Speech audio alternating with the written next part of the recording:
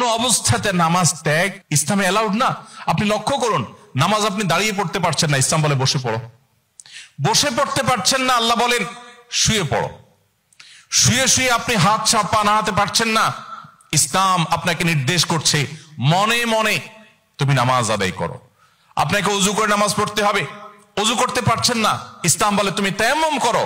আপনি তায়াম্মুম করতে যদি অপারগ হন, তায়াম্মুমের ব্যবস্থা নাই, ওযুর ব্যবস্থা নাই, তাহলে যে অবস্থা আছেন সে অবস্থা আপনাকে নামাজ আদায় করতে হবে। নামাজের জন্য সতর ঢাকা ফরজ, কিন্তু এমন কোন পরিস্থিতি আছেন, আল্লাহ মাফ করুক, আপনার সতর ঢাকার ব্যবস্থা নেই, তাহলে ওই অবস্থায় আপনাকে নামাজ আদায় করতে হবে।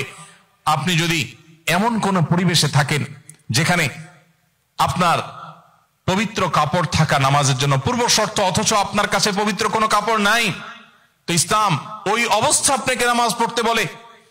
কেবলার দিকে ফিরে নামাজ পড়া ফরজ, কিন্তু কেবলা কোন দিকে আপনি জানেন না, জানার কোনো উপায় নাই, কাউকে জিজ্ঞেস করেও জানার ব্যবস্থা নেই, আপনার কম্পাসেরও সার্ভিস আপনার কাছে নাই, কোনোভাবে কেবলা নিরূপণ আপনি করতে পারছেন না।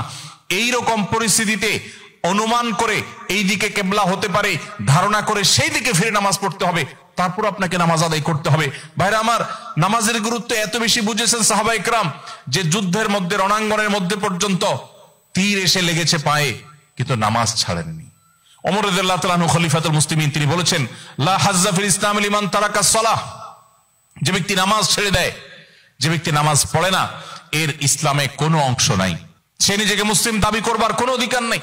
এজন্য ভাইরা আমার, আপনি অন্য অনেক কিছুতে ছাড় পাবেন, রোজা রাখতে পারছেন না, আল্লাহ রাব্বুল আলামিন কোরআনে কারিমে বলেছেন ওয়া আলাল্লাযীনা ইউতীকুনাহু ফিদিয়াতু তুআমু মিসকিন। কিছু মানুষ রমজানে এমন অবস্থা আছেন যে এখন রোজা রাখতে পারছেন না, তাদেরকে আল্লাহ বলেছেন ফামান কানা মিনকুম মারিদান আও আলা সাফারিন ফাইদ্দাতুম মিন আইয়ামিন উখার।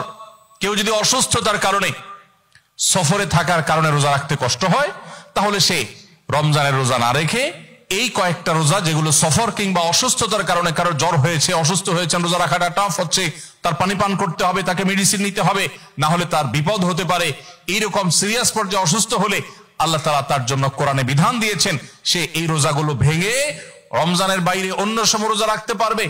আর যদি কারো রোজা রাখার ক্ষমতা একেবারে শেষ হয়ে যায়, ওয়ালাল্লাযীনা ইউতীকুনাহু ফিদিয়াতু তুআমু মিসকিন, কারো রোজা রাখার একেবারে ক্ষমতা নেই, তিনি অসুস্থ হয়ে পড়েছেন, বার্ধক্যজনিত কষ্টে তিনি বয়সের শেষ প্রান্তে এসেছেন, রোজা রাখতে পারেন না, আর এই ব্যক্তির জন্য রোজার বিকল্প হিসাবে খাদ্য বিতরণ করতে বলা হয়েছে। মিসকিনকে, একজন মিসকিনকে একদিনের খাবার দিয়ে দিলে একটা রোজার বিকল্প হয়ে যায়।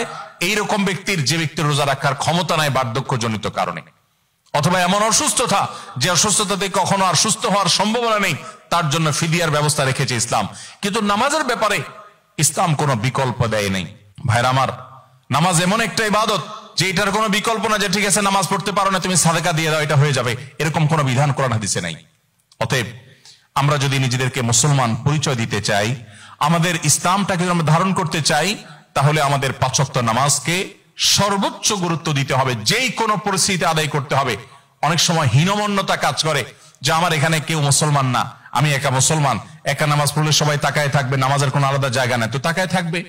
তাতে আমার যদি একটু হেজিটেশন হয়, আমি যদি একটু অস্বস্তিতে পড়ি, আমি যদি একটু লজ্জাস্কর পরিস্থিতিতে পড়ি, তারপরেও সেটাকে আমার মেনে নেওয়াটা আমার ইমানের দাবি। আমি জান্নাতটা আল্লাহর কাছে কোন মুখে চাইবো? অনন্তকালের সুখের ঠিকানা জান্নাত যে চাইবো, সেখানে তো আমাকে কিছু স্যাক্রিফাইস করতে হবে। এই স্যাক্রিফাইসের বিনিময় আল্লাহর কাছে আমি জান্নাত চাইতে পারি।